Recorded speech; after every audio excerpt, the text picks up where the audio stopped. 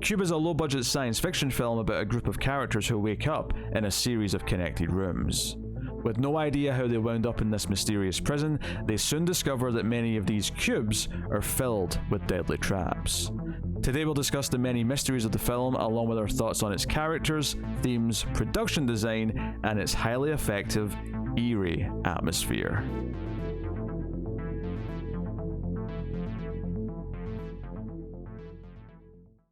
Welcome everyone to the Atomic Cinema Experiment. I am Peter, and joining me as always is Tara. Greetings, citizens. This is a science fiction movie podcast. We get together and we talk about sci-fi movies. This episode, we are continuing 90s season with a very popular cult movie from 1997 by the name of Cube. So that is what we're going to discuss. We'll start spoiler free as we always do. We'll give you a warning before we go into spoilers. But the premise of Cube is really quite simple. A group of strangers wake up in a cube. And this cube connects to other cubes. And there's doors on all 6 sides of the cube that go to other cubes. Some of these cubes have traps in them. Death traps. They don't know why they're there. They don't know how they're supposed to get out. But they have to try. That is Cube. That's the premise of the whole film. It is a very low budget film. I'm pulling this out my ass because it's been a long time since I heard this, but I want to say it was like a $70,000 budget or something like that, something tiny for a movie. And they had one set, which was one cube, and I think like either half or just like a side of one other cube, so that there's like a background whenever they're looking through one of the doors. And they'd obviously swap out the color plates for each of the different cube rooms, but that's what they had. That was their entire set, and they made a whole movie with that. So that is what we're going to talk about today. And I have seen this before, quite a few times actually. It was one movie that I sought out back in the early 2000s when I was like in my early teens. I was like, oh, this sounds cool, I need to see Cube, I need to see what Cube is. But Tara, I believe you had never seen this before. That is correct. This was my first time watching it. Were you excited to finally see Cube? Yeah, I mean, obviously I had heard about it quite a bit. I think you've even brought it up in reviews for some other things, and when I worked at a video store, I remember seeing the cover and people talked about it, but I just never picked it up. I'm going to be very intrigued to see how it worked for you then, especially since, like, other than the basic premise, which maybe you didn't even know that, but I'm assuming you knew the premise. Did you know much about it going in? No, I didn't really know anything about it. I think I sort of guessed what the premise would be. Sure. So, based on the cover and the of the DVD case that I remember. Sure. And even the name, you know. Interesting tidbit. The reason why I kind of first heard about Cube, funnily enough, is from the first Resident Evil movie. There's a scene where there's like a laser grid that cuts a guy up, and I remember, because I listened to the commentary track for that first Resident Evil movie. Why I did that when I was like 13, I don't know. But on it, the horrible director that is Paul W.S. Anderson refuted the claims that he had ripped off Cube and that it's just a coincidence that there's kind of a similar scene in that. And I went, oh, what's Cube? I have to go seek out Cube now. You've just sold me on it. What's Cube? So that's actually how I went looking for Cube, I think, originally, and found it. But yeah, so ultra low budget, simple little science fiction premise. We'll get into the ins and outs of it, but first thing, and most importantly, how did you feel about Cube? I liked Cube very much. I think that it's obviously a cool premise. You can definitely tell like it's just one set with different lights, but it's a cool set. It's a cool idea. I imagine this movie works really well with philosophy students. I'm not one of them, so I think that those people probably have this movie pretty high up on their list. But for me, it's a good 90s sci-fi movie. Came out in 97, which is like a really good year for sci-fi too. Is this Contact year? Is this what you're implying? Contact came out. Lost World came out. Lost World's not good. It's mediocre. Starship Troopers. Okay, you like that more than I do. Okay, sure, you like a lot of 97 sci-fi. I do think the acting is like okay in this. The acting has its moments. There's definitely like I think it's always charming. Like I don't think it ever goes into like this is cringeworthy bad. It always feels like The cop guy can be kind of bad. no, he kind of is. He has moments where he has to kind of really like show that he's thinking something, so he kind of really overdoes like moments or whatever. But I think there's kind of a charm to it because it really does feel like a bunch of people making a really cheap movie, but the core idea and just the craft of the actual movie making makes it all work. Like it convinces you. You feel like you're going through this cube maze of cubes. I swore that Kazan was played by Michael Rappaport, but it's not him. But God, Lee, he looks so much like him. It's just some other guy. No, it's not him. No, I never thought. I never thought that was Michael Rappaport. I can't say. I do know Nicole Boer, obviously, because she was in Deep Space Nine. Oh, well, I've not seen her yet in Deep Space Nine, have I? You will not see her. She replaces Terry Farrell. Well, I will see her then eventually. Well, yeah, you've not seen her now, but yeah, but you'll see her when. You just said I will not see her. Like, what, they've erased the existence of her? Not for a while. That was very ominous. You gonna off me before I get. You will never get to season 7. You gonna off me before I get to season 7. You'll wake up in a cube where there's no Deep Space Nine. Yeah, I always remember finding out that Nicole Boer, who plays Levin in this, she's like a teenager in this, but I remember looking like when I saw it, and she was like 33 when they made it. I guess maybe it's just compared she's to very small. the other actors. Yeah, they get away with it. I think David Hewlett, I think he's known for doing some Stargate stuff as well. He plays Worth in this, so I think he's known to some. I've not watched those shows, but I think he's known to some other sci-fi corners of the nerd internet. So yeah, I've seen some of the show, but I don't know it. No, I think he's from one of the later ones. I think he's from like Atlantis or you know, one of the post SG1 shows. Actually, there's a guy who's only in one scene at the start, the cold open, who is a recognizable face who I've seen in a bunch of things. Julian Richings. He's had the small bit parts and a lot of things over the. He's got like kind of he plays a lot of creepy characters because he's got like this. He's very gaunt. Yeah. He's got a gaunt face. If you just glance at his IMDb, he was in Man of Steel. He was in Urban Legend. He's been in the Umbrella Academy recently. You know, it's one of those faces that I could never have told you something specific, but I know I've seen him in a bunch of things. So it's kind of interesting that he's got a small role in here as well.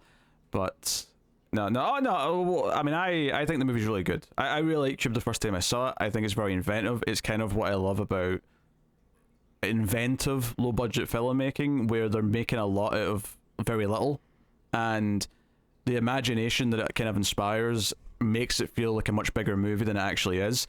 And when I watch other low-budget movies try and do that and it doesn't work, I feel really sad because I'm like, I know it's possible, but it takes a lot of talent to kind of pull it off. And the funny thing is that the movies that I've seen from this director, what was his name, Vincenzo Natali, I've not really liked the other movies I've seen by him, sadly. What else has he done? He did Splice, and I think I want to say he did a film called Cypher as well, in like the early 2000s. And I don't think, and they're both sci-fi, so we'll do both of them eventually, I'm sure. But I wasn't super into those. Like they weren't terrible necessarily, but I wasn't like they weren't this like magic lightning in a bottle that I think Cube kind of captures, which is there's just the right amount of mystery that kind of builds intrigue around the whole thing. The simple visual style of it really makes it work. It makes it feel distinctive. The effects hold up surprisingly well, except some of the CG for the traps, which look a bit like really primitive and ropey.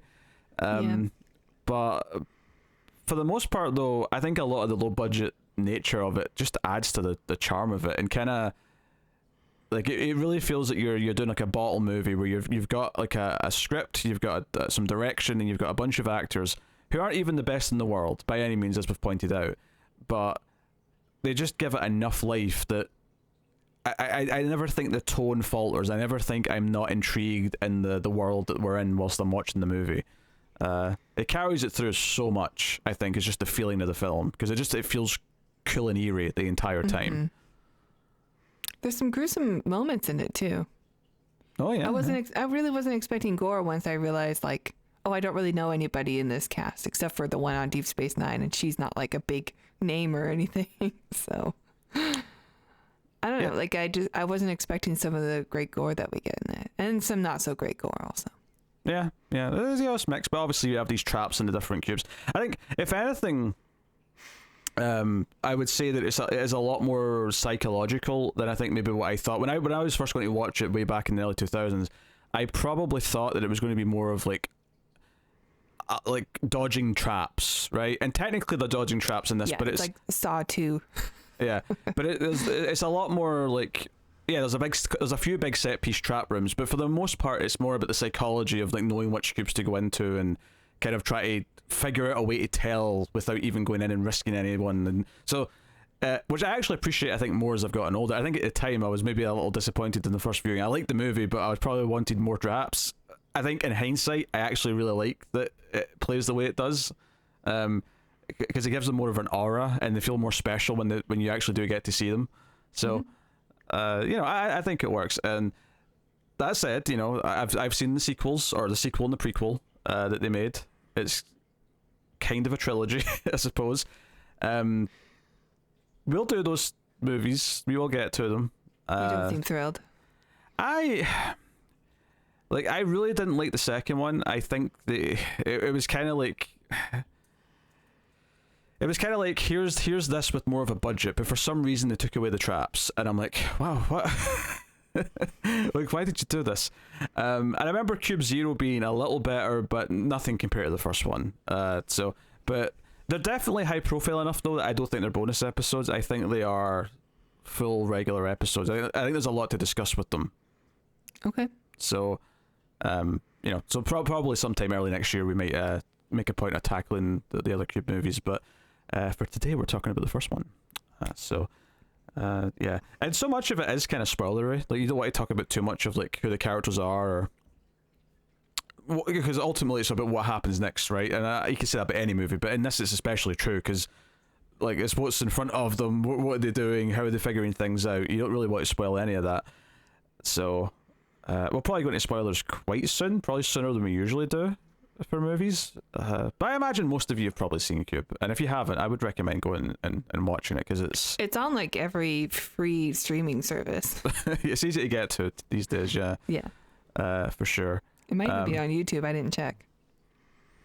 Yeah, I like the visual style of it. I like the tone that it has. I think again it not being too glossy actually makes it feel eerier, like it is some mysterious place. Like, you know what I was thinking, the design of it, because I just watched the new Hellraiser, but it looks like they're inside the like Leviathan configuration thing or whatever.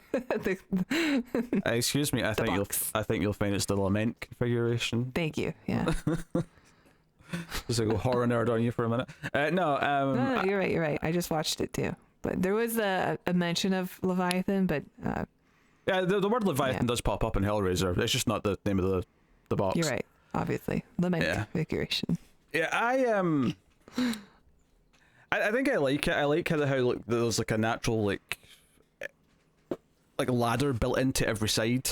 Like, cause it's meant to be scaled. It's meant to be like accessible on all sides, and they play with that as they go out. I want to say the set could rotate, and they could actually, so that they could actually have them hanging and stuff. Or, but I think it's a very distinct film, and I think you get a lot out of it. And just having simply different colors really gives a different tone and mood to a lot of different scenes. You know, when they're in a red room, it feels really tense and like, oh, this is like, getting to you. But when you're in like a green or blue room, it's like, oh, this feels kind of mellow. It feels kind of like a calm before some storm or something, you know?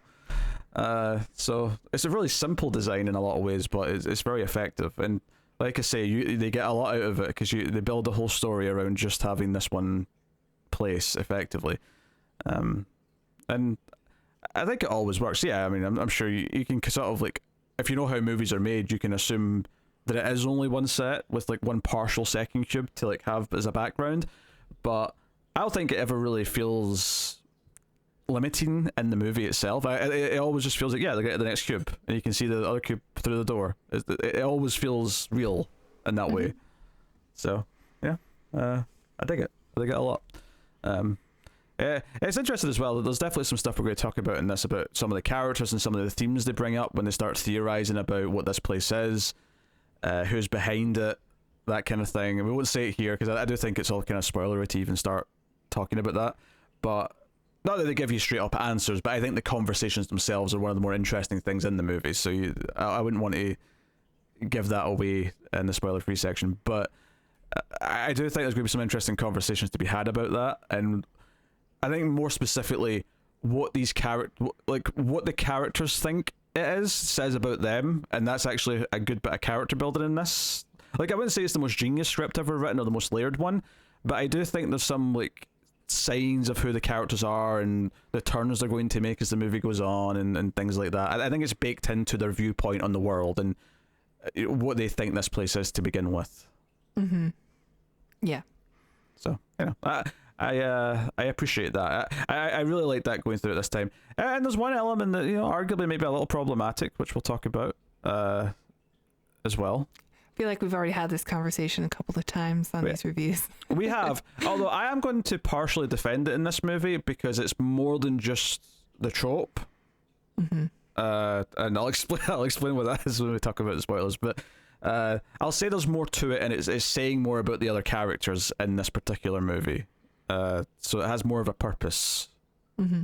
But we'll get into it all. So yeah, I'll say spoilers so we can talk about it and get into all the juicy bits and details. So digitally, I love that this movie straight up has a cold open because I don't even think they run into the body of the guy in the first scene. I kept expecting them to. Yeah, they never do. But we don't really have a context of like when was he in there, when are any of them in there, so it could be older, don't know. Yeah, it could be from a prior group, to put it in the most basic terms. But yeah, he wakes up, he's like, where am I? And this is the creepy kind of like, okay, it's for the audience. He's like, okay, where is he? Where, what is this place? And he just opens a door, not really sure what to do. He's like, okay, I guess I'll just move forward. And he goes into the next room, and we get it just kind of like suddenly stops, and we hear a noise, and then you see like just the grid of blood starting to pour down his face. And honestly, I think the visual effect for this holds up surprisingly well. Mm-hmm. I was expecting this to look really bad. I don't know if part of it's actually kind of practical, and that's why it looks good still, but because in a second when you see the actual grid of like wires or whatever it is that's cut him, when that folds up at the end of the scene, that looks terrible. That looks like super dated CG. Yeah, but like the meat and blood bag that we get to see inside of this human, and like the fingers falling off and parts of him falling off, I thought that was really well done. Because he kind of splits in two, and then all these sort of cubes that have been made kind of sprinkle down. It looks good. I think it's definitely probably the most impressive effect in the movie, and I think that's why they start with it. It's like, hey, okay, you're in. We've won your trust because we've just impressed you. So now it's a really good cold open. Like, the guy doesn't even speak the whole time, but we're definitely getting through the context of what he's doing, or his situation, like just what this setup is. Yeah, there are rooms that are dangerous. He had 6 options, and he picked the wrong one. Yeah. Obviously, they're different colors. That's basically what we know. He clearly doesn't know where he is, so that's like given to us. And then obviously the big surprise ending of the scene is the trap itself, which plays of oh shit, like some of these rooms are deadly. So right away it's like, okay, there's the premise. You've got it. You understand that it's simple, it's easy, and then we start to meet our characters, right? And there's a bit of a subversion because the character that's kind of introduced as our lead heroic like main character ends up being the villain of the movie. The cop character Quentin, and because we start with him. He's the first one we see after the title, and he comes up, and what's his name? Worth is lying there, and we run to the teen girl 11 pretty soon, and then we get Ren, who is immediately like the one who's like just already doing things. He's already forming a plan. He's moving. He's doing things. He seems to understand, or it's not even that he understands. We come to find out that he's actually someone who's escaped from multiple prisons. So he's just he's like an escape artist. Yeah. So I want to know if this was a trope at the time, because it's definitely become a trope. Like whenever you get a movie where the premise is a group of characters are thrown together, and they all realize they've got one's a doctor, one's a cop, one like everyone's got a purpose in the group because for the test or for the social experiment or whatever it is. I wonder if that was already a trope at this point, or is Cube kind of one of the first movies to do it? I don't know. Like building a party for going on your raid. Yeah, I don't know. I mean, the only thing I can think of is like the Twilight Zone episode where with all the, like, what is it, like 6 people trapped in a room or something, and they all have very different things, very different skills because of the twist. But yeah, that's true. Maybe and I would argue there's a little Twilight Zone in this, so maybe that's. Oh, it's very Twilight Zone. Yeah. I think I like that realization though as they're going on, and they're sort of trying to, like, because some of them are freaking out, some of them are like, Worth is just kind of like staring and he's just not getting involved in the conversation. He's kind of detached from the group most of the time, which kind of starts to piss off Quentin as the movie goes on. He's like, why are you not engaging? Why are you not helping? There's something up with you. He gets suspicious, yada yada. But yeah, we have all of the character roles introduced. So now that we're in spoilers, we can kind of say what they are. So Ren is an escape artist, which obviously is his purpose for being there is very clear and very easy. But then of course they have him be the sacrificial lamb, where we find out his method, because his method seems fine at first, you know, because he's taken off his boot and he's thrown the boot in with the lace tied to it, and to see if there's a trap, right? And it works a couple of times because some of the traps have motion sensors, but of course the big thing we learn is that not all of them have. All of them. Yeah. Some of them have thermal sensors, some of them have sound sensors, some of them have chemical something sensors. I think looking back on it, this one must have been a sound one, because I think he says something and then he gets sprayed in the face. Possibly. I think their theory at the time is like chemicals that are released from the skin. It must have sensed them instead of motion, which, I mean, there's no reason why they're right and you're not. Like they could equally be wrong, but that's what their guess is. Oh, okay. Yeah. I thought he said something kind of like, not like a one-liner, but like, or he had like this realization that he was in the wrong room and spoke, and then the faucet of acid came out at him. Yeah, but it doesn't happen because he says it though. He realizes it's happening and he says something. He says, I can't remember what the line was. It's basically something akin to "oh crap," because he realizes that he's about to die. And this is a gruesome death. Oh yeah, his face gets melted off. Yeah, it's pretty grisly. It's a great effect. Yeah, and he comes back out and his face is all gone, and obviously they're all freaking out and scared. There's like, oh shit, the boot method's not working anymore. And plus you only have so many boots. Like, that's true. Run out of boots quickly. Well, yeah, because one of the rooms he throws them into, like, it gets like sprayed with fire or something like that, and he pulls it back, and they can use it again, but you can sort of see how quickly some of these traps might just destroy the boots, and they won't have, you know, not all of them are going to be able to pull back in and reuse. So yeah. You know, we've got a very limited number of boots. In fact, he even says the only reason why he's sort of let them come with them is because he needs other boots. he's going to need all the boots to get out. Yeah, you're right. Very practical man. But I love like the confidence, you know, like someone's like, oh, I heard of you. You're like you've busted out of like 3 maximum security prisons before. Maybe he's based off a real guy. I think his last name's Stevens. There's a movie about him. Who actually is like busted out of like 5 prisons or something in his life. So I like everybody all of a sudden has like this confidence, like, yeah, we got the right guy on our team. And immediately it gets killed. Yeah. Which I think is like, oh, this is to you know, make it feel really desperate for the rest of them, because like shit, you know, we're he's the one, like, if we are in a prison, which we don't know, like, this is the prison escape artist. Yeah, and we learn kind of the arc, obviously. So Holloway, the older woman, and I just mean older and compared to Levin. She's younger. she's not like super old, right? But yeah, she is a doctor, it turns out, which obviously you can see how that skill might be useful. Levin, obviously, because you know, the cops Quentin's starting to piece it together and say, oh, we've all got a purpose probably. Like, what do you do, Levin? She's like, I'm a teenager. I go to school. Like, I'm boring. I'm nothing. And then it turns out she's a math whiz, and that becomes like a big deal because there's numbers on the doors of all the cubes. Like whenever they open the door, there's like a little number. It's like 3 sets of triple digits, maybe 4. I can't remember exactly, but and then there's like a theory for a while that the prime numbered rooms have traps. Like if any of these numbers are a prime number, the room will have a trap. And for a while they sort of use that in the book to kind of make their way through. But Like, so we get to this sense of who they are, but Worth's being very quiet. Worth's not really engaging, and he's got a couple of snarky little lines here or there. But as this goes on, though, and I think this is probably where we're going to tangent into just this discussion on it. So this will be like its own little pocket, I imagine, before we talk about the rest of the plot. Is what is this place? Who built it? Why is it here? And what is this? Like, what is actually going on?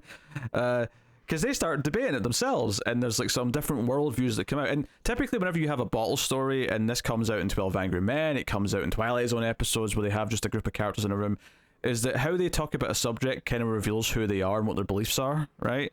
So Quentin, over the course of this conversation, because Holloway keeps saying that, oh man, this is the government, like they're the ones that could have built something like this is a conspiracy, it's these bastards, the system's got us all down, and Quentin defends it and says, no, there's no conspiracy, it's just more guys like me, it's just the system, they buy boats because they're rich, they don't do stuff like this. And then eventually when Worth chimes in and he's got some more information, he's just kind of like, it's neither, there's no conspiracy, just things just happen because everyone feels that they've committed to something, so they have to give it a purpose, so that's why this place exists, right? So there's all these things are thrown out. Go on, give me some thoughts. Do you like any of these ideas? Yeah, I mean, that's why I'm saying, like, it would be nice to watch this with, like, a philosophy professor. Sure. Even a student, and, like, break down exactly what type of people we are dealing with, like, what kind of philosophies they're representing, and, what this could mean in the larger whole. Like, does the cube represent humanity? Does it represent capitalism? Does it represent human life in general? It could be a bunch of different things, and I'm sure there's fun ways to decipher that. As far as the characters go and their response to it, it's very interesting, and this is just so sci-fi that it's a fun thing to do to try to figure out the allegory here. But I do like the allegory of this is just nothing, like we built this, and so we felt like we needed to use it. So obviously there's going to be people inside, but there's no real purpose to it. But we spent all this time and money into building it, and we got to fool people into thinking that it should exist. It's a critique of the system in and of itself, that idea. I like how, like Quentin clearly becomes the guy who's defending the system and is, believes in the system that he's a part of as a cop. And he's a cop, yeah. Yeah. So, he believes in that. He thinks that's how it should work. And I think this film is definitely kind of against that stance, because ultimately because of what he becomes. He's the one who breaks down. He's the one who goes psychopath as the movie goes on, because the system doesn't make sense. Yeah. So so he becomes this product of the system, which is that, he's the one he's the one that people are supposed to look at for protection. He's the one who's meant to be there to be a leader and to, literally serve and protect is the slogan that's used sometimes. But in this, he ends up being the danger. He ends up being, and I'm not going to go into like a more serious topic about that representing police brutality or what some police officers do, but it's hard not to like notice that and sort of say, hey, like maybe there's a little intentional thematic dig there at the system through that character. I mean, he has to give himself purpose, because like the characters point out later on, he's not really helping. He's just taking charge because that's what he thinks he's there to do. He thinks he's got people figured out because he's a detective, but he's just instead, making everybody go insane. Yeah, and he's also the one who, as the movie goes on, we find out he's got a few kids. He had a wife, but the wife has left him. They got divorced. And at first it's like, okay, that's a bit of character, whatever, cool. But then as the movie goes on, and you see how he starts to get angry and react to the women specifically, and I mean, he gets angry at the guys too, but the way he speaks to the women specifically feels like, oh, this doesn't feel like it's the first time you've got angry and spoken like this. This feels like this is your real character starting to shine through. Almost like I'm the protector hero figure is this facade that you're trying really hard to maintain. But now that we're stripped away from the world and we're just in this like raw, unfiltered place, the real you is starting to come out after 10 hours or whatever it is in this place. So yeah, they don't need a leader. They need everybody to work together equally, because everybody has a skill that they can offer, even if it doesn't seem like it at first. Yeah, so I would definitely say there's a critique of just the system, if you want to call it that. Like, it definitely feels like it's pointing out how a lot of these people in the group are capable and really useful at what they're doing. Also, how Quentin's the one who gets angry and doesn't like, the final character we get introduced to, Kazan, who is mentally disabled. Like, Quentin's the one that the entire time, the way he speaks to him, eventually he uses slurs and everything, but by the time we get to the end, and he's not holding back. But even to begin with, it's like, oh, should we just leave him behind because he's a liability? Again, that could be seen as a criticism of the system, the idea that, those less fortunate are left behind. There's a, there's a lot of subtext kind of sprinkled into that. Sure. But then I think there's the fun side of this conversation of, okay, forget what the themes are, or forget the thematic read of the film, just thinking about in the context of the movie and in the universe, what is this place? Like, obviously they jokingly, or semi-seriously, I would even suggest, did aliens build this? Have we been abducted? Is this some sort of alien thing? And I don't necessarily think you can rule it out. I mean, I know obviously Worth says he was contracted to work on the shell of the cube, so he actually knows a little bit about it, which I actually love that idea that over time, anyone who was hired to do a bit of work on this in some small part to put it all together is eventually put in to be killed, because they want all traces of its existence to be wiped off, whoever it is. But that could still be aliens. I don't think the idea of aliens are all that preposterous given the scope and size and where they are. I think it's the cop who's just like, no, this is this is just rich people who are playing some sick game with making a dig at class systems. Is it the cop who says? I don't remember, but it probably was. Like, it says that this is rich people's sick fantasy or something. Yeah, because I think the doctor lady says aliens at one point, and he laughs at her. He's like, it's not aliens. It's just some sick fantasy of rich people. And so he's describing the plot of Squid Game is basically what he's saying. Well, I haven't seen Squid Game. I mean, that's not much of a spoiler. Like, I mean, Squid Game is basically just like a game show to the death that people are roped into, and clearly there's people who are watching this, so you assume it's the rich, right? So there's not even a spoiler that you say that. Yeah, I mean, and everyone, or at least not everyone, but the cop is like, people are watching us. They want to see what we do, what our decisions are, or if we kill each other, or how we figure this out. And I think we assume that as the audience, it feels like, they're probably being watched, but at the same time, they never actually find any evidence that they are. They never find a camera. They never find a microphone or anything. There's never any evidence of that. I mean, we assume they are. They probably are being watched, but we never actually I don't know, because I mean, even the Worth says at one point that when he was working on it, he didn't know where the commands were coming from. Nobody really knew. It was just something that they always did, so they just kind of kept doing it or something. They don't know where everything's coming from, what the top was. And he said he tried to research it, and it just seems to lead nowhere. Well, he never said that they've just always done this. He said it was a job that took 3 months. But you're right about the rest of it. He said that no one knew where these orders were coming from or what the whole thing was going to be. He was just contracted to design a shell, and other people were contracted to design other parts of it. I guess I didn't recall the 3 month part, but I guess I'm also meant more in the sense of he's an office worker. He just does what he's told. He is very much just skating through life from his description, and he's very nihilistic, where he's just his attitude the whole time is just why bother. And he just seems like the type who's just, I work in an office where somebody tells me to do something and I just do it, unknowingly building something that would be his own demise. But notably, it's not the whole time, because that's his arc. The arc is that by the end he does give a shit, and he is trying to help, and he does care about the other characters, and it's kind of showing that he's someone who, being put into this situation, actually brought out a better person in him, someone who existed that wasn't being fulfilled or stimulated in any way, it turns out he was actually a pretty decent man by the end.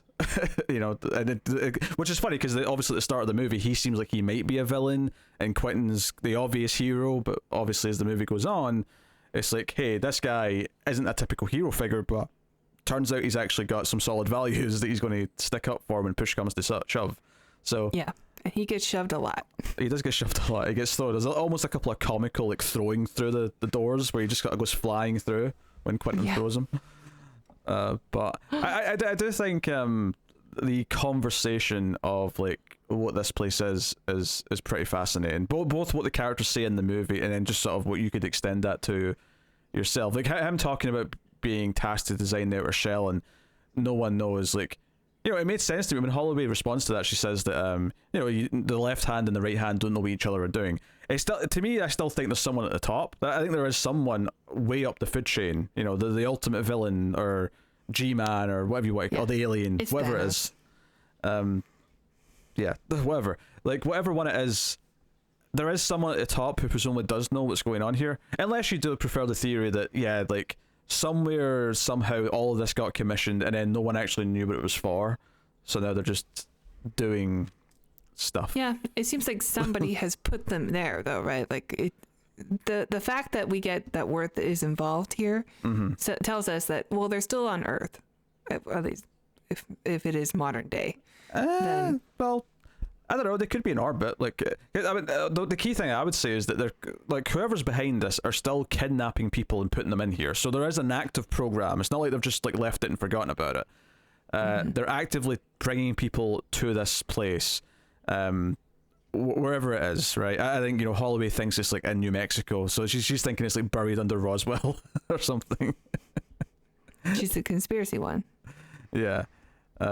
Anyway, she has a little bit of an arc as well by the end of her story, where she kind of, you know, because at first, like, Worth kind of is representing like the system because he has a part in it, and she's really disgusted with him when she first finds out.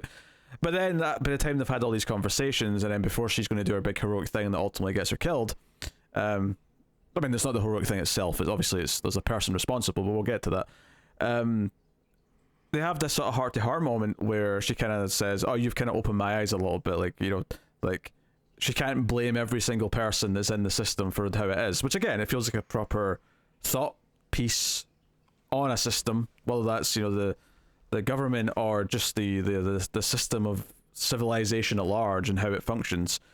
But it does kind of feel like the movie at the start, and the character who's the most representative of the problems with the system, which is Quentin, is the one who immediately tries to assign everyone, okay, we all have a purpose and a role in this system, so let's establish it. Yeah, he's trying to bring order into chaos. Yeah.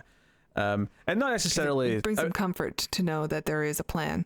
And not necessarily that there's anything wrong with, like, okay, so your strength is maths, your strength is... Everyone can have their strengths, and that's what makes a society. But he's determined to, like, put people into these roles, and that means he's the leader, and that means he's in charge, and that means there's this bureaucracy to follow and a hierarchy as we go through the movie.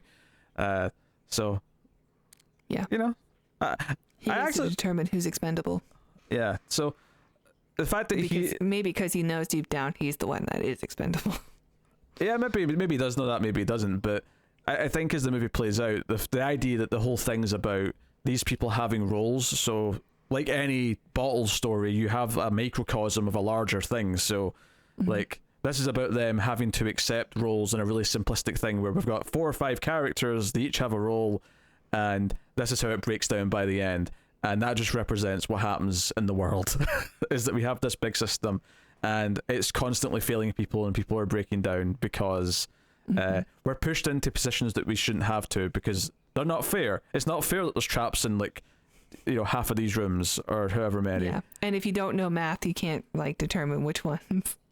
Yeah, I kept waiting for the colors to be like a pattern or something would show up, but that's not really addressed. But it could just be like what you were saying before, is that it just influences our characters. Like if they're in a red room, they get more enraged or frustrated or something. And I didn't notice because it's the first time I've watched it. You could read the numbers thing you just mentioned there. Like, if you don't understand numbers, you can't navigate through that. You could read that as a direct representation of money. Like, if you don't understand economy and how to actually, like, accumulate wealth, then you just don't work in the system. Like, you fail, because that is the only barometer for the success. Effectively, right? It's what you're all driven to. That's what we are all driven to. It certainly has something to do with education or character. It is probably just about wealth. Yeah. So you could read that into that. And this is where I might defend some of the stuff with Kazan, because we'll have a proper conversation about his character, but is the idea that only this kind of like magic, like, so everyone dreams of winning the lottery, everyone dreams of the quick fix to getting the fortune, right? If we're going back to the wealth idea, the idea that the character here who can solve this complex like thing that even the math whiz can't, because it's just it's too big, you can't do this in your head, this thing. And then all of a sudden, this character who is mentally disabled is able to just, say it. Yes, we're going to talk about how that's a bit of a trope, having like the autistic character be able to like do something special, right? Is always a savant. Yeah, it can always do something, right? We can talk about that, and that is a fair criticism to have. But I do think that it kind of represents something here in a weird way, which is like the idea that there's no logic or certainty to any of this, and it's just like this crazy random thing that shouldn't happen is the one who's the key to success, because that's kind of like something we all hope for in society, is that we'll just luckily randomly out of nowhere just get lucky.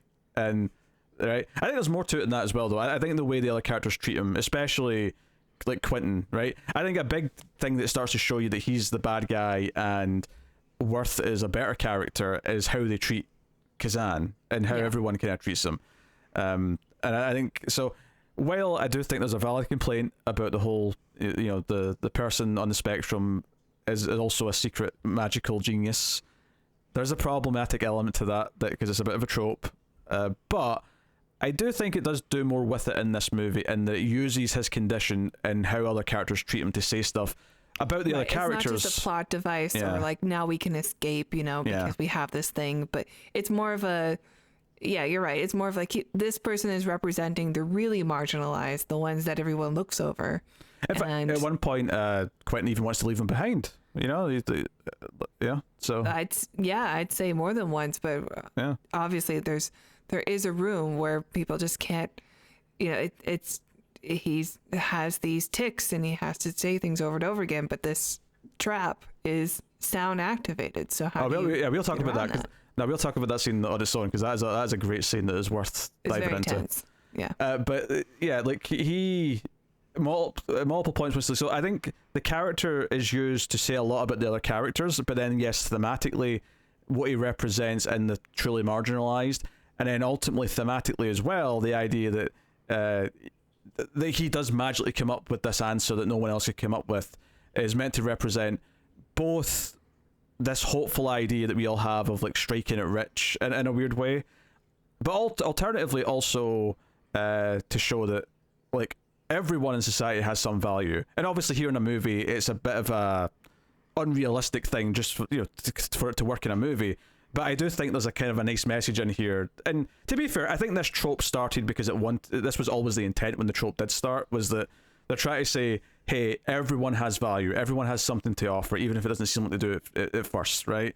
And it is a really tropey way of doing it. But I do think here, given all these other themes we're talking about the system and about how things represent the system and wealth being a big part of that, I do think through talking about this, I think we've kind of landed on another reason or another layer that he kind of represents and adds to. So I do think he adds a lot to the movie, even if there is like that central trope that you can kind of critique and say. Yeah, I mean, honestly, I was waiting for it to show up for the movie.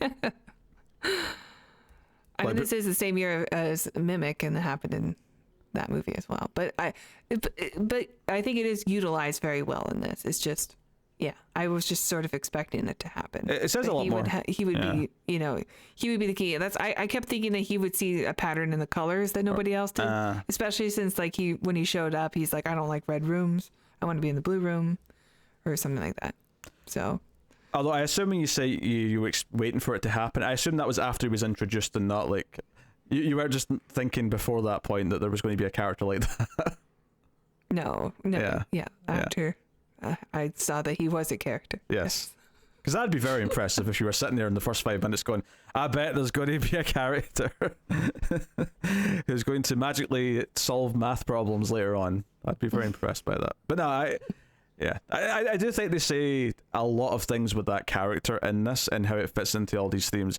And this is partially why, like, this movie works so well is like we've just sat here talking for probably a good 15 minutes at this point about just the themes and what this movie is saying, and not even necessarily saying, but just what it's, the questions that it's posing for us to talk about, the questions that it's kind of raising about how it's, obviously this is an even better movie, but Night of the Living Dead, like one of the great things about that film is that you get this microcosm of society and this power struggle between the main black character and the kind of the stuck up white asshole who thinks he should be in charge in this crisis. And they never directly talk about like the core issue that clearly it's about, but it's there. And you know, part of the reason why it's such a great movie is because it's full of social subtext, it's full of allegories for things.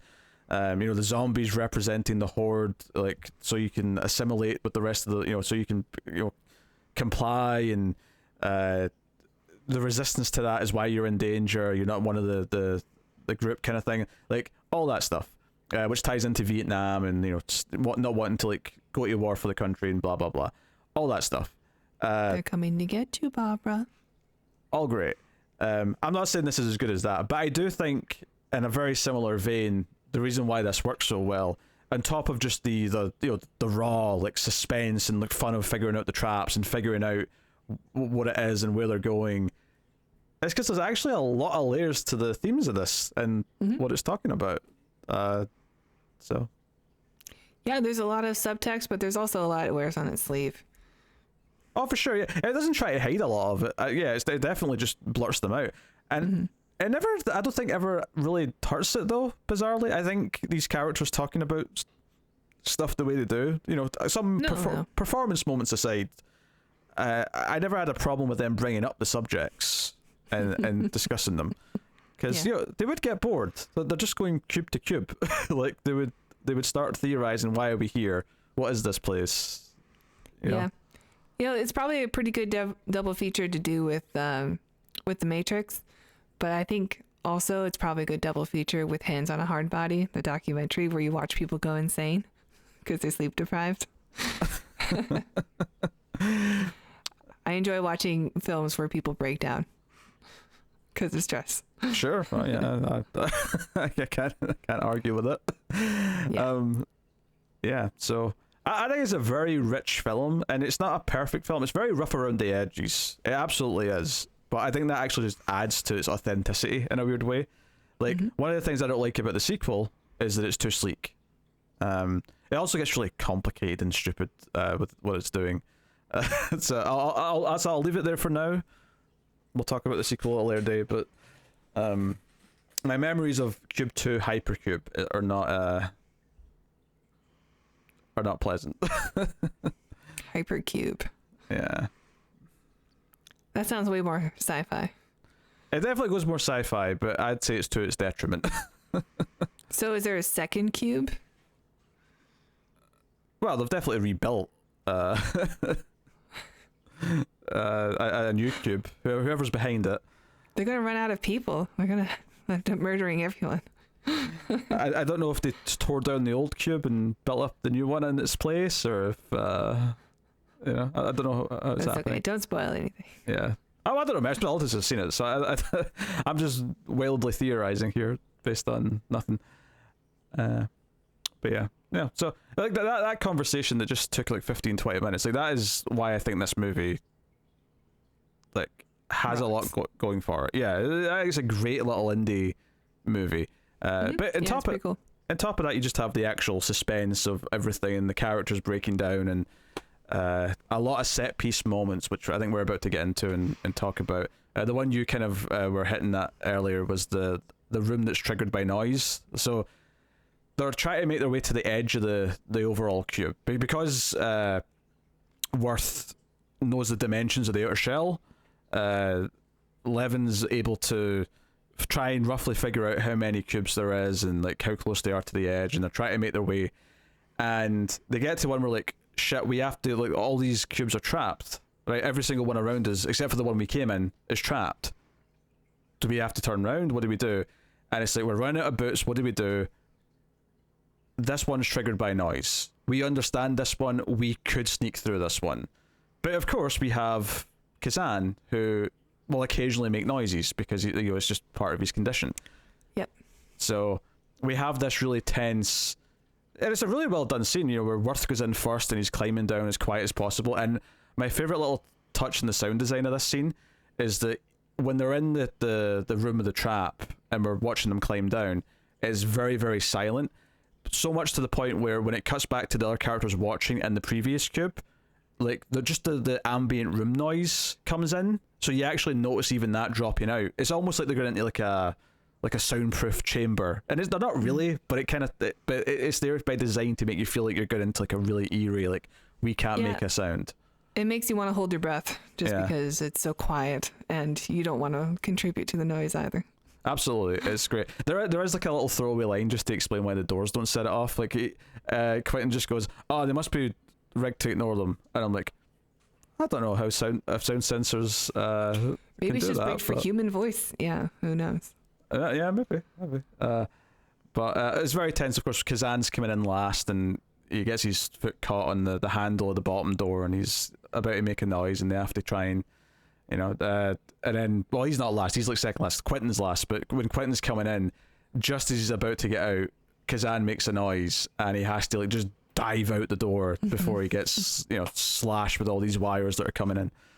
But it's a really fun sequence, really tense. It's like right in the middle of the movie, give or take, so it's a nice big set piece like in the middle that makes so much out of little, because you see the trap go off when they make a noise at first, but it's mostly just them moving quietly through a room. But the tension's been made clear. We understand the jeopardy, so you feel it the whole time. Yeah, and I mean, this is where we get the discussion of, do we leave Kazan behind? Like, is it worth? And like even the student who we like for the most part, she's also kind of like, we can come back for him, and the doctor lady's like, that's not what we're going to do. Like, if we leave him, he's going to be behind here forever, stuck in a room surrounded by traps.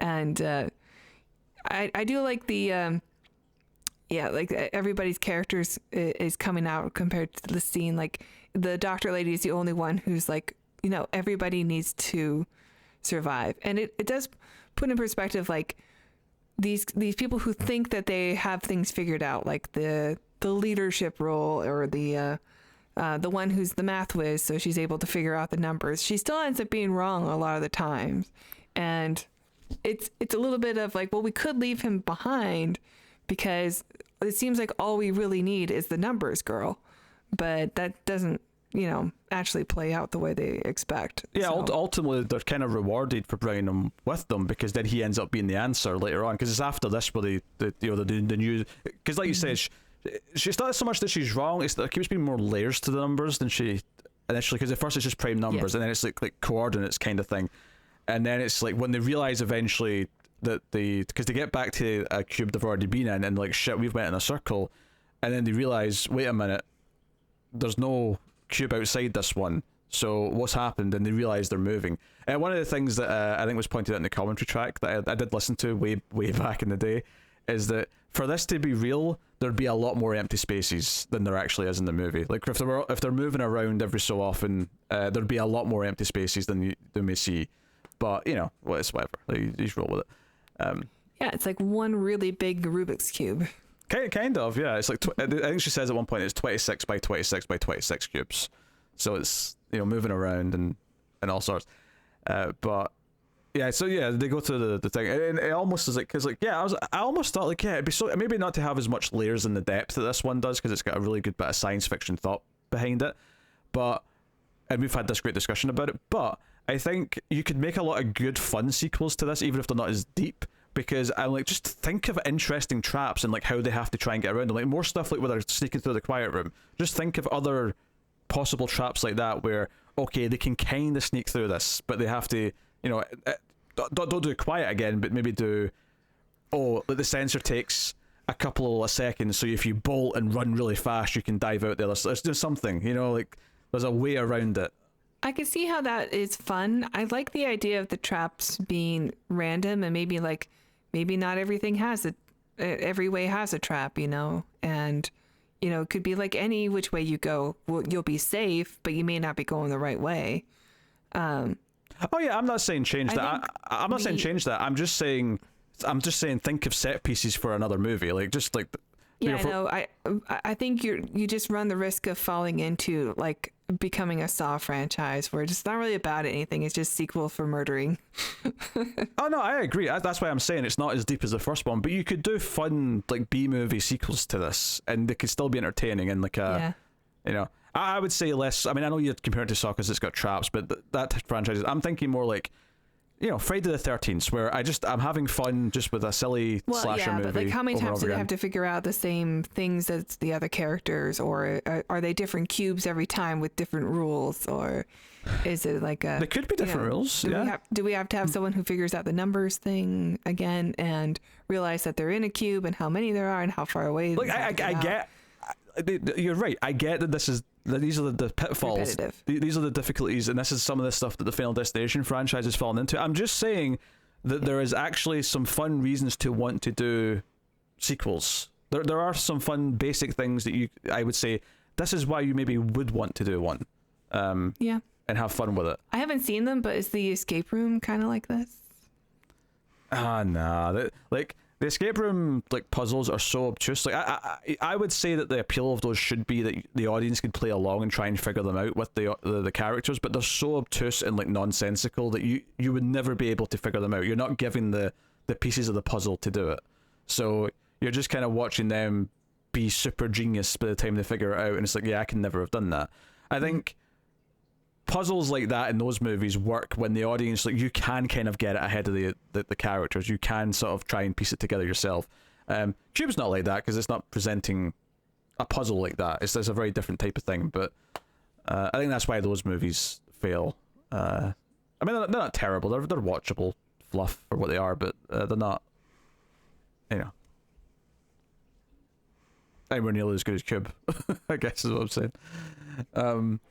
But anyway, as I said, so yeah, the Quiet Room, which was really fun. We had the melting face and stuff.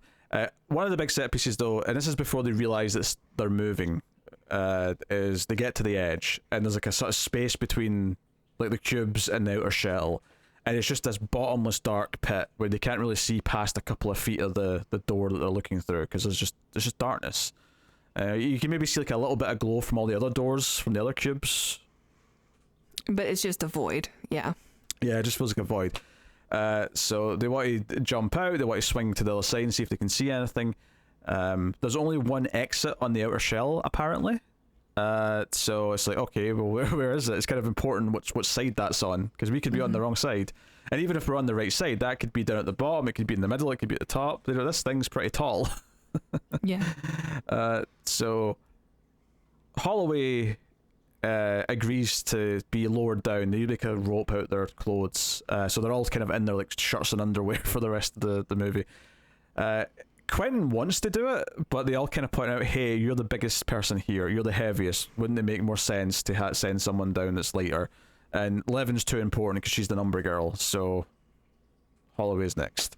She volunteers too. She does, because she's ultimately a good character. I mean, obviously she comes off a little bit conspiracy theories, like not at times, but ultimately she is always caring for the person she takes in as her patient in Kazan, and she ultimately bonds. Like, that's the thing we were talking before about how they're saying should we leave him behind or not, and I like that Levin, it doesn't feel like she's being mean. She's sort of seeing the practical reason why Quentin's saying we should leave him behind, because he does make random noises and he is kind of like, he might get us killed. So she's trying to like be diplomatic and maybe naive in her youth because she is younger, and saying, oh, maybe we can just come back for him. Maybe she still believes in the hero at this point, and she thinks that's what Quentin's role is. Which is why it's so great that he kind of gets a bit sleazy with her later on, because it's like, it's a complete betrayal, because she was looking up to him as a protector, and then later on, and all he's doing is kind of like brushing the back of her neck, but it's starting to, it's like, oh, this is taking a turn to Creepyville.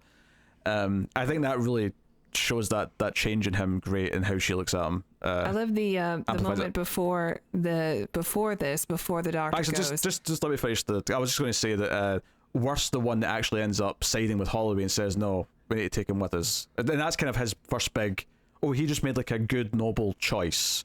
I just wanted to finish that thought before we moved on to whatever else. And I think at this point he still kind of feels like he's going to die anyway. So like they're all going to die anyway. So might as well just all go.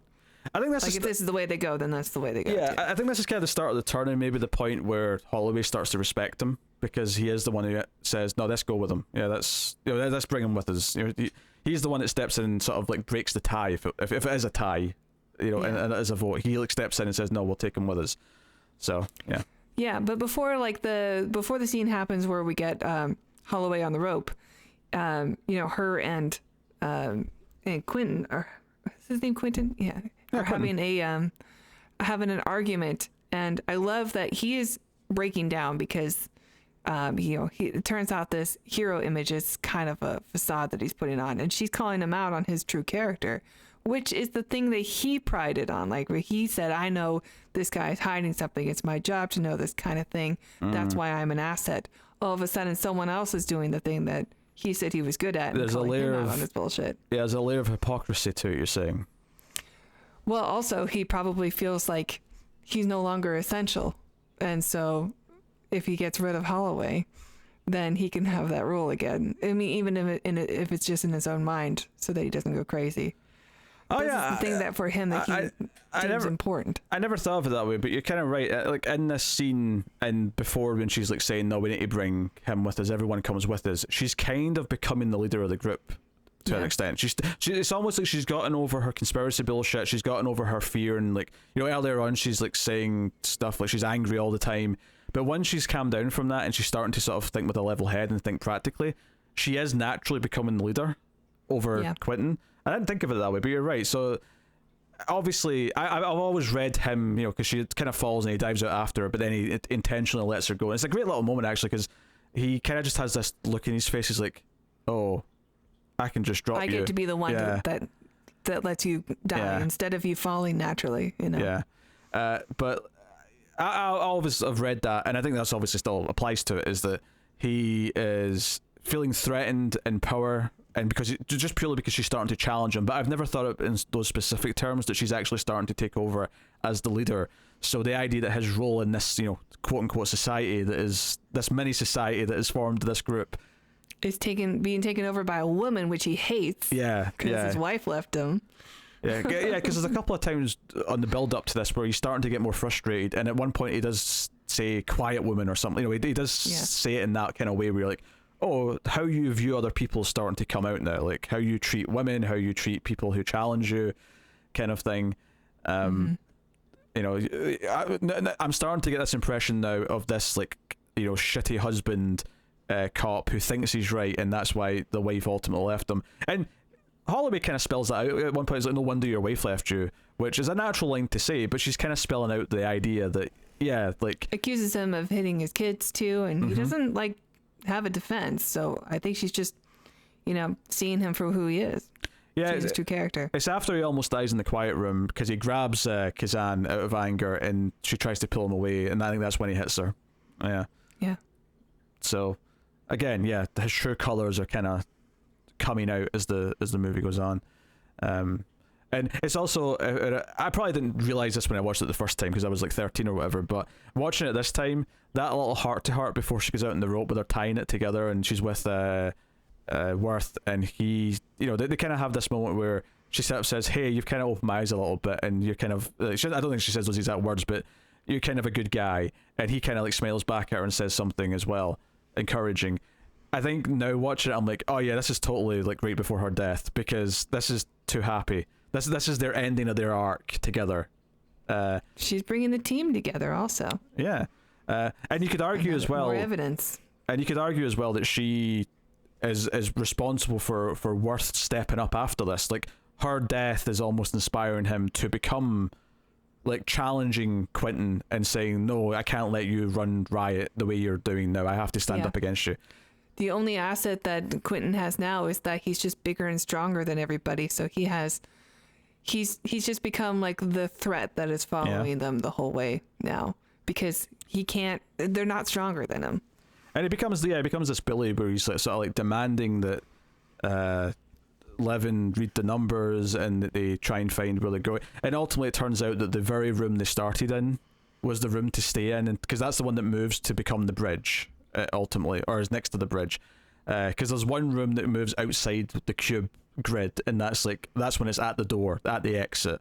So they're kind of fighting to get to that point, but eventually, after some other moments of like fighting and mostly just being bullied by Quentin, Worth actually traps him in one of the doors and traps him by the neck and tells the others to run.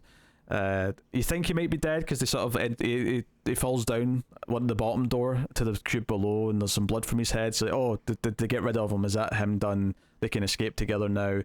He's got a strong jaw. But there's this race to get to the exit, because it's like, oh, it's going to be in place for like maybe a couple of minutes, and then it's going to move again. So there's kind of this race at the end, is like he's trying to get Kazan back, into the room and he's kind of, and it's there is a very sad ending here, because ultimately the villain does manage to kill almost every other character. He does come back and he stabs Levin from behind, and like it's almost like kind of sad but sweet that Worth is there to die with her, when they're both lying there at the very end. It's kind of this like sort of bitter, sad final to the story, and the the irony, or if you want to call it that, of the only survivor being Kazan, who we see walking into the light, because that's all. It's honestly, it's a really big moment. See when they open that door and the light like floods into the room, and you see the light hit their faces of like presumably daylight, but who knows? Could just be death. I know it's kind of grim, but like fading to white for me is always like, okay, so white light, that's the cue for death. You went metaphysical with it. I was just going to say it could just be bright lights that they've got in a room somewhere rather than daylight. Well, but sure, whatever. Of course, it's probably a set.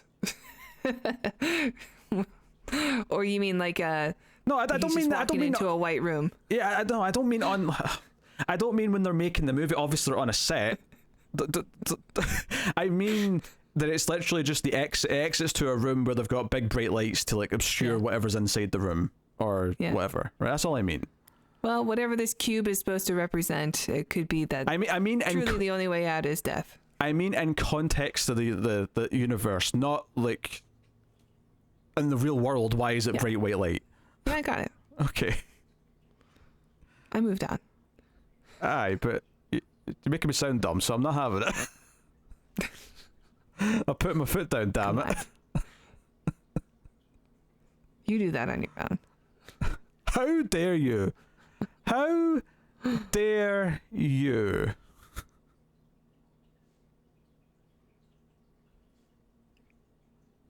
I dare. Oh dear. So it's a big ending with the final shot of him walking out into the light. And you could read this a couple of different ways. You could read this of like because he's the most innocent one, he was the only one that really deserved to get out. But that feels a bit cruel to some of the others though, because really most of them felt, and most of them were likable characters who we kind of wanted to survive by the end, other than Quentin. So maybe that's a bit of a harsh thing. But maybe you could say that they were already too influenced by society to escape into whatever the better life is. And maybe you could argue that's afterlife and it's representative of dying. It's hard for me to say that because I've seen the sequels. So it is aliens, huh? I'm not saying a word. I'm just saying that this is not him walking into the afterlife. That's all I'm saying. But I can say I don't think the director did the other sequels. So no. But I can see why you say it represents that though. Like I can see that it's been an allegory for it rather than literally he's walking into the afterlife. Because I think that's one of the key things with this that's kind of fun, is that there's so much like talk about what it literally is in the world, like who built it and what its purpose is, if it has a purpose. But then there's what does it actually represent though? And what do all the different elements represent? Mm-hmm. The cube itself, like, I don't necessarily know if the cube itself represents something other than just the prison of which we live in as a society. But I mean, you could go further with it. It could be society. It could just represent like, I don't know, just humanity.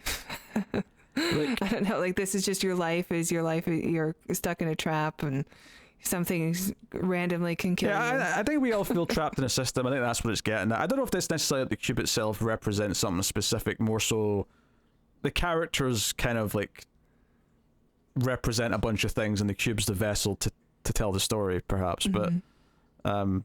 But that's the beauty of this, is that you can interpret so much of this. You can. And whatever we kind of like, whatever you want to read from this.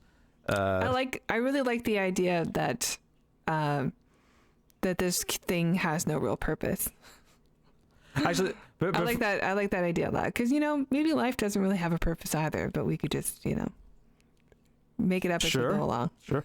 One detail I like actually thinking about it is so the Wren, the escape artist who I mean doesn't die first in the sense that we get the cold open, but he's the first to die of the group. Of this group. Yeah. Mm-hmm. I do love the idea that if we're talking about this all represents society, the idea that a prisoner is the one who's already been failed, so he dies first. Because he's already like fallen into this like part of the system where he's never really, the cynical way of looking at it is that someone who goes to prison just becomes more of a criminal and just keeps going back because the system doesn't exist to actually rehabilitate anyone. So he's the first to go because the system's already screwed him. Like that's kind of an interesting way of reading that, I think. Sure. That's good. I honestly, like, I didn't know how much I was going to have to analyze coming into this. Like, I knew I'd have some to analyze, but I didn't realize the extent of which we would talk about all these ideas. Like, I've literally had more ideas about what this film is doing and what some of the characters represent as we've been talking about it. Mm-hmm. So, yeah, it's a think piece. Which is everything represents something, and even if it's not obvious, like, it's fun to talk about. Yeah, but even if the less obvious, the better. Or no, well, it doesn't really matter. the point I'm making is that, like, even if something like some stuff's really like in your face, some stuff is like clearly they're bringing up these ideas because we want us to think about them. But the more you actually unravel it, the more they kind of work. Like, it actually works more. The more in depth you think about these themes that they do bring up in the dialogue in the movie, the more it actually works. And I think that's why it doesn't just feel like a cheap. Because see if they'd brought it up, but there was no more layers to it, and it was just like, oh, we're bringing this up to sound like we're being like a philosophical movie, it would feel hollow and it would feel kind of cheap. But because we can sit here and talk about how they're breaking down and how that represents these ideas that they've been talking about, because they bring up who's in charge. Is it a corrupt system? Is it rich people? Is it the government? And the fact that we can sort of like look at this and talk about how it's kind of both in a weird way. It's kind of about how all different aspects of society are kind of built and how it all fails certain types of people. Because when you look at this bouquet of characters as well, we've obviously hit on some of these characters already in terms of like what their roles are and stuff, but we have someone who is ingrained in the system. We have someone who's like your typical like kind of office guy who's just kind of like miserable, right? You have that. You have someone who's in high school but is also kind of cynical and miserable, even though she's supposed to have like her whole life ahead of her. I was thinking she was a college student. I didn't realize she was high school. I'm Maybe sure because of the age thing. Yeah, I mean her actual age, but I can't really argue with you. But I think the implication was she was high school. Yeah, I mean she was clearly meant to be a lot younger than Quinn. Yes, and you've got someone in the medical side of things, because let's face it, like people, if you talk about the system failing people, the idea of failing people by not giving them like proper care is definitely a big part of that conversation. So, that's there, and then you get someone who is there from a prison, a prisoner represents that side of the system. You've got someone from the school system. And you've got a middle-aged man who's is what's the word I'm looking for? Begrudgingly? No. Maybe begrudging's in my head, and that's what I'm confusing it with. He's just miserable in his job. Okay, I'll just change it to a different word. He's miserable in his job. He's got some ennui. Yeah. Right. So you're representing work, you're representing the police, you're representing healthcare, you're representing the prison, and you're representing the school system out of these characters. Yeah. And then with Kazane, Yeah, because she says she runs a free clinic, right? yes, So yeah, she's not even like the kind of doctors who get paid a whole lot. yeah, yeah. And then you've got Kazane, who represents the most unfortunate, the most who need help. Yeah. And she not quickly, but she ends up becoming like probably the person who should be the leader in this, like as it goes along, because she's the most sympathetic and she has the most empathy for people, which makes sense. She's a doctor who works at a free clinic. An interesting part of that as well is that she doesn't really start to become that until Kazane shows up. It's almost like once she is able to focus on like, oh, I need to help this person needs me, it's almost like that lets her forget all of her own bullshit that's getting in her, like all of her worries and her like conspiracy theories and stuff that because she's not really being useful up to that point. That's not important now. Now Yeah. what's important is that they just get out. But now we'll deal with the conspiracies after. Yeah, but like, what I'm getting at is that once she has like a patient, once she has like someone who needs her help, her true nature comes out because that's who she is, and it almost like snaps her into action. It snaps her into, okay, this is what I do, and it becomes more real than what Quentin's been doing the whole time, which is just kind of this like fake, I'm going to take charge, and it's selfish, right? Yeah. You know, so I do like that there's a twist in a couple of characters where I think both her and obviously to an even greater extent Worth become better characters and more likable as the movie goes on, because it makes sense that they're having trouble processing this and then become better as their true nature comes out. And then Quentin is the red herring. You think he's the hero, but he's not. So yeah. And let's be honest, like, and not to get too political here, but when you're young and you look at police and you're told they're there to protect you, they're there to be the heroes for you, and you grow up sort of thinking that, well, at least as a white kid you're told that anyway. Maybe not so much for everyone, but there's maybe like a realization as you're getting older where you start to question that and you start to realize, oh, maybe that's not always true.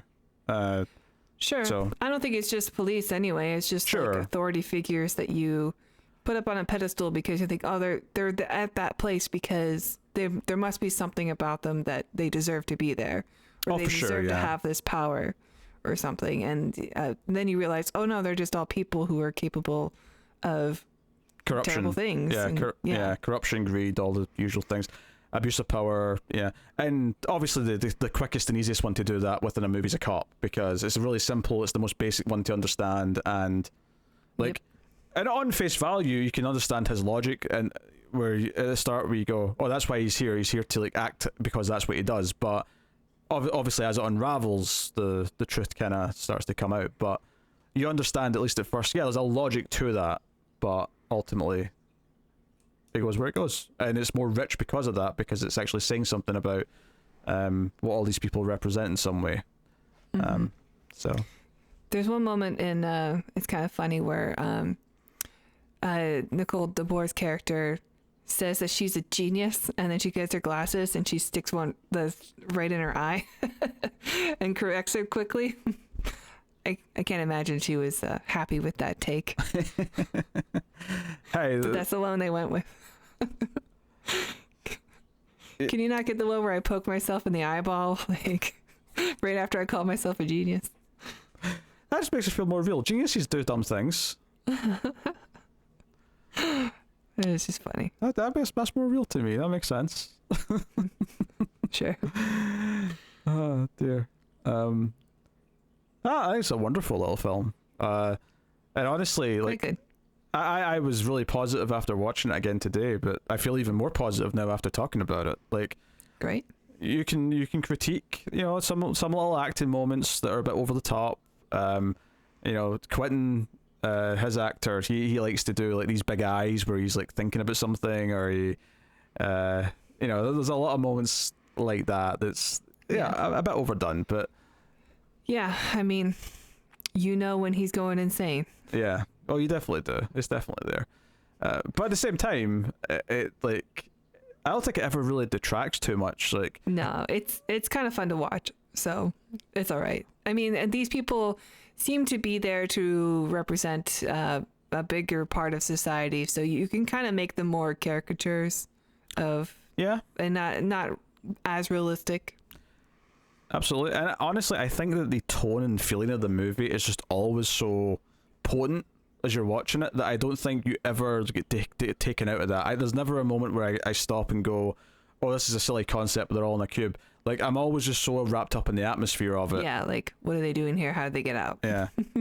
It's very effective, and that's part of what I love about low-budget filmmaking, is when they're able to take a single location or a simple idea and make it feel like this larger-than-life thing. It's one of the best examples of it, where it feels like it's hinting at this big, larger world, not just in what it represents for, like, society, but, like, it represents possibly this huge conspiracy where they've built this big cube, or this huge thing where aliens exist and have abducted people, and they've got people for experiments in this cube. And if they are experiments, whether it be aliens or humans, what's the purpose of the experiments? Like, what are they trying to see? Are they trying to, like, find the people who can solve this and get out? And if so, what do they want to do with them? Yeah. What are they going to do with Kassan? I don't know. It's a very interesting idea. Maybe they'll be happy he's the only one that survived, because he ultimately won't really talk to anyone about it and reveal the secrets. All he wants is candy. Yeah, there's a running thing where to do the math stuff, Worth says, you know, if you do this for us, I'll get you something. He asks for a specific candy type. I think by the end he owes him like 27 bags of this candy. Worth it? Was that an intentional joke? Was that a pun? It wasn't. I forgot his name was Worth. But that'd be a great catchphrase. Worth it. Do you think he says that? Do you think he winks at people? Like, like, you know, so maybe he seems like the type who's tired of hearing it. Yeah, maybe. Said to him. Yeah. He goes on a first date, and he's maybe a little bit of a mood because the weather's bad. They had to wait long for a table, and she leans in and goes, "Don't worry, it'll be worth it." And you're just like, "Check, please." Like, I'm done. I like that this movie doesn't really feel like 90s, except for maybe some of the trap special effects, because everyone's in this uniform. It's like prison gear. Yeah, it's just overalls. So nothing's really all that dated because of it. Yeah. No, I agree. It feels quite timeless, other than the CG a couple of moments, because of that. Especially since there's not even any reference to any specific technology. Like, you know, they don't really talk about specifics. Like, I think the only thing anyone mentions at one point is that rich people buy a boat. That can apply to a lot of time. You know, a space boat, or like that could be like. I mean, nobody's asking where their cell phone is or anything like that, but.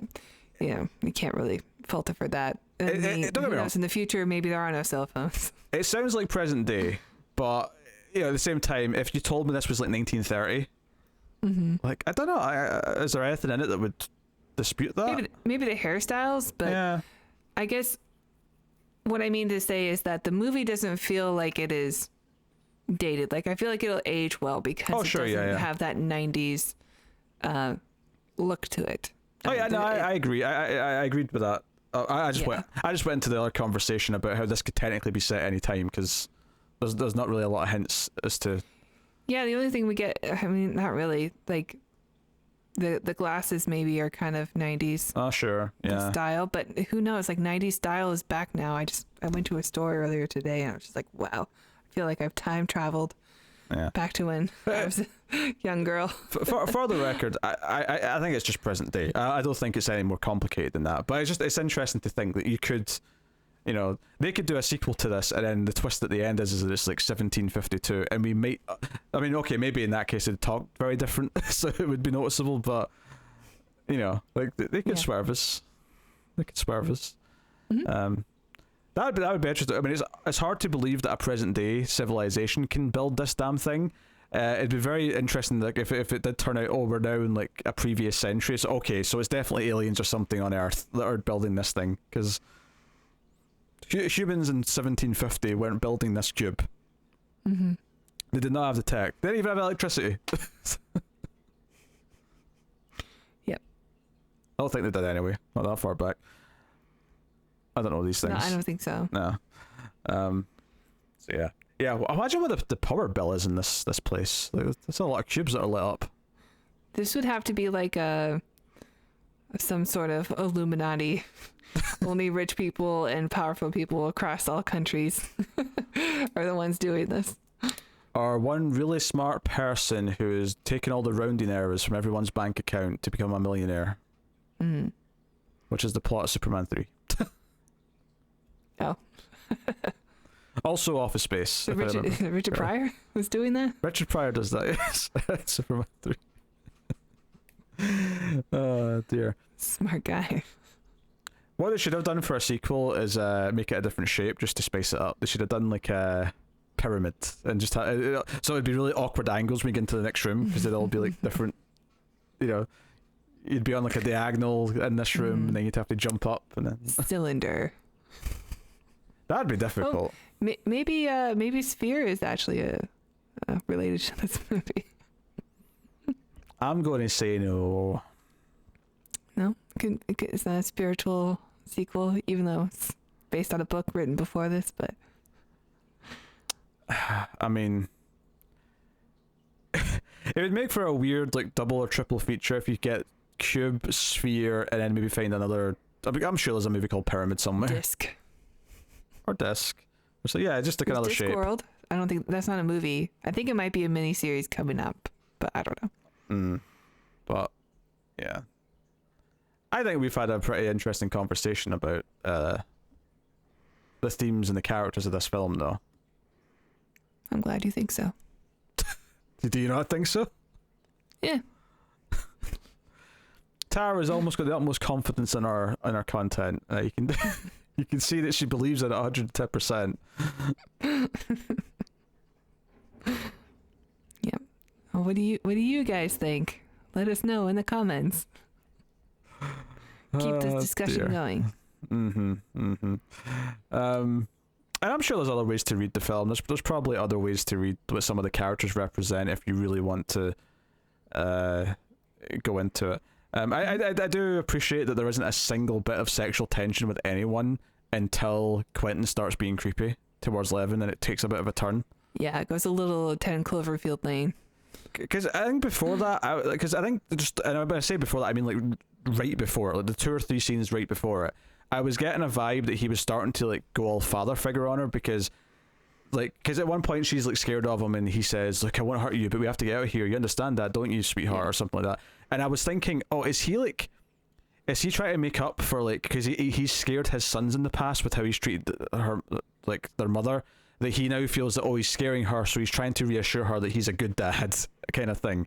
Like I was getting that kind of vibe for a little bit. Because I don't know. I don't know when he brings it up, but eventually he does say like he has 3 kids, and yeah, he said that it's before we know that he's not a good guy. So. It's way early on, right near the start when they're So this is a little bit like, oh, he's just stepping into the father role without even thinking about it. But it felt like he was doing it to try and make himself feel better. He doesn't want to admit that he's this monster that she should be scared of. And then it takes a turn where he starts actually like caressing her neck, and he starts talking about how this whole place, what do you need but a man and a woman? And it's like, oh, where's this going? And he starts getting all creepy. Lock and key were the perfect fit. Ew. He says something like that, doesn't he? I think he says... he says something that's very innuendo. Yeah, I think it is lock and key, but I think he specifically says about like the lock and key to get out of here. Like, I don't know. Like, you're the lock to this place and I am the key or something. It was basically a really pervy version of you the gatekeeper, I'm the keymaster. Yeah, I suppose. But this is when Worth jumps in though. So at this point you're like, yeah, Worth, you're the hero, like stop him. Even though you're obviously smaller and he's like built better, and you really, this is going to be a tough fight for you, but he's trying, and that's the beauty of it, because you root for him now because he's the underdog who's trying to do the right thing. So it's there's some sweet elements. Obviously it's got a sad ending because everyone does die, but it's that society, we all die in the end, sadly, and we never quite get out of it. No, sir. Death is the only escape. All right, would you like to rate Cube, Tara? I really enjoyed my watch. I did enjoy the discussion. I think... Oh, no, it was good. I think I would like this more on a rewatch, or if I with other theories, maybe if I read up on like what other people think too and what things represent. Or, I'm sure there's a ton of theories online you could probably go read. Probably. But as of right now, I'm gonna give it a 7.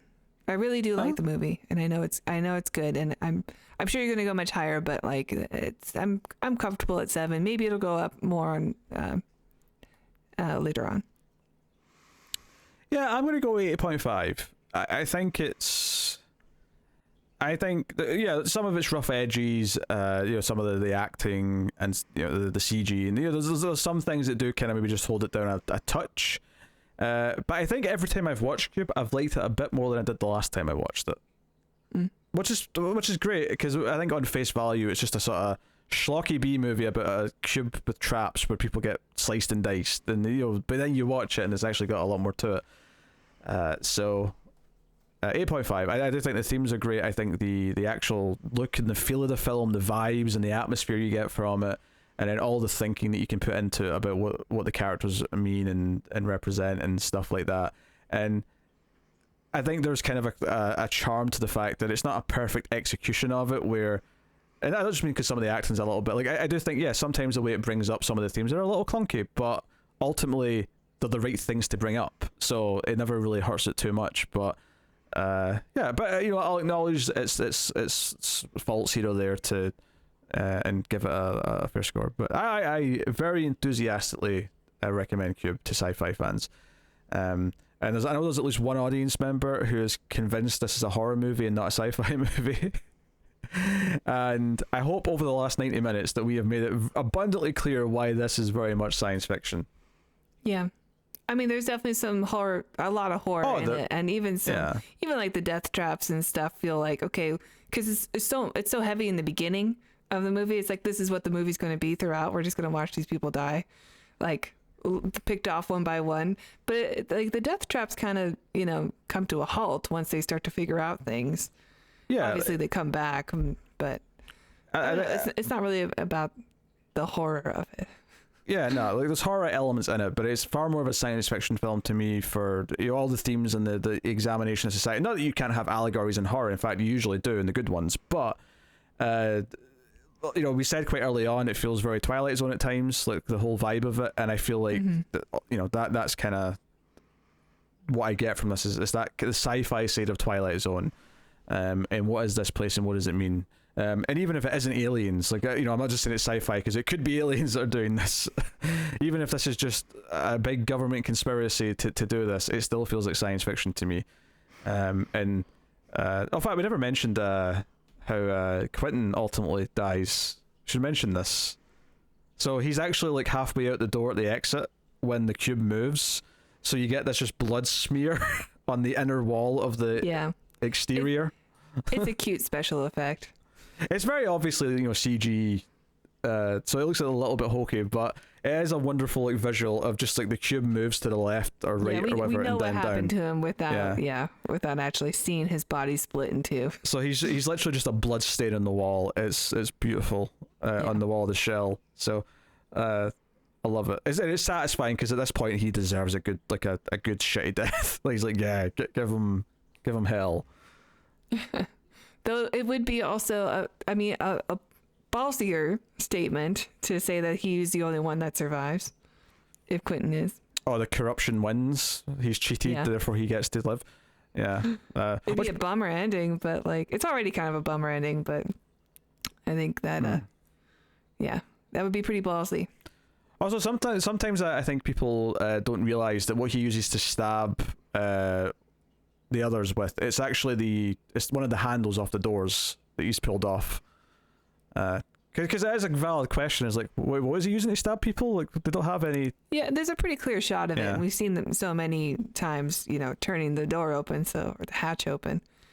It makes sense. Yeah. So, cool. That is Cube. One of the more interesting films I think we'll do during 90s season. And it was exciting to revisit it. And I think we will do the sequels probably in the new year because we have a lot of our 90s movies to do and other things to do. And I'm sorry, whoever wanted this to be horror, that you didn't get to hear Tim's review. I assume that's why they wanted it on the horror podcast. Yeah, tell me that. He'd have been talking about all sorts of silly shit. He'd I don't even know what he would have done with this movie. It would have been a shorter review. Because those episodes are always shorter than ours. Unless you're Halloween Kills. Well, sure. The last time I checked, we haven't hit 2 hours 40 minutes in a single movie yet. No, I don't think so. I wouldn't allow that. Oh, I'll have 'em one day. I don't know. It didn't happen with 2001, so. Well, I mean, if to go by Halloween Kills, it'll be something that is puzzlingly bad. Puzzlingly bad is what's going to get us to 2 hours 40 minutes. Okay. We've had 2 hours a few times though. Some of the bigger movies do hit 2 hours. This one looks like it's going to be hitting about an hour 40 by the time I've done my outro. So, Tara, why don't you tell them what they can get if they become patrons? What are the main ace perks? That's right, Peter. If you guys are interested, check out our Patreon page. It's patreon.com/MildFuzzTV, where if you donate as little as $3 per month, you will get access to our bonus reviews. So we have a whole catalog of bonus movies. Sort of brought it up earlier. We're talking about the Cube sequels, if they deserve to be there or not, but looks like they won't be. But that's okay, because we got lots of other movies on there. We've got we just finished the Tremor series, so you can see our thoughts on Burt Gummer and his escapades into perfection and beyond. What's the one that we just did? We just did one. Species 2. Species 2, yeah. Again, another sequel to something we started on the main channel. So, and then there's a bunch of other fun ones. We've had some real gems in there, like Extra was a really great one.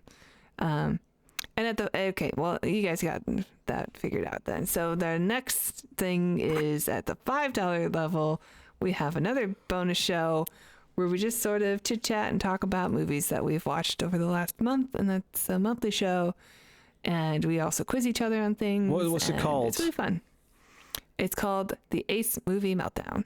Yeah, let's go check out Patreon. You can also support us by hitting the super thanks button below the video on YouTube, or you can like, subscribe, ding the bell for notifications. All that stuff helps out a lot, as does sharing us out on Twitter. You can get us on Twitter at Screams Midnight for the Male Fuzz Movies Twitter.